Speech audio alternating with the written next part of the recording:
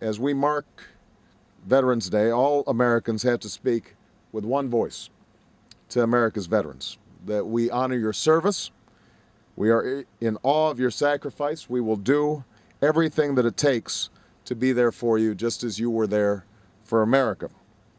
Our veterans are part of that unbroken line of Americans who've borne the greatest burden for our freedom. Americans who threw off the tyranny of a king, who held our nation together and set the captives free, who faced down fascism, fought for freedom in Korea and Vietnam and brought peace to the Balkans, and who fight bravely and brilliantly under our flag today in Iraq and Afghanistan. Keeping the faith with those who serve has to always be a core value of America, a cornerstone of American patriotism. Our commitment to those who serve begins at enlistment, but it doesn't end there. That's a sacred trust that we have to keep. Unfortunately, every night there are veterans that are sleeping on the streets. Every night there are veterans that don't have the disability payments that were promised to them, and as a consequence, our patriotism is diminished. We are not keeping our trust. Over the course of 2006, there were nearly 500,000 homeless veterans.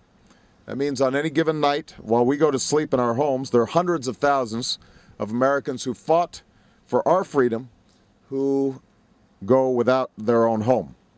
Veterans make up 11% of the population, but they make up 26% of the homeless population. Think about that. A quarter of our homeless population are veterans. That's just not right. It's not who we are as a country. Already we're seeing veterans on our streets that are a result of the Iraq and Afghanistan war. There are an estimated 400 Iraq and Afghanistan veterans who've fallen into homelessness. Men and women who suffer from PTSD, who wrestle day and night with their own demons, and who lack the support that they need. And that should serve as a call to action for all of us.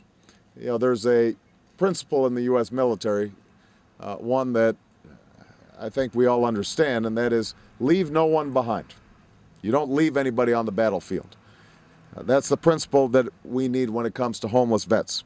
That's what I fought for in the United States Senate, and that is why I've recently introduced the Veterans Homelessness Prevention Act.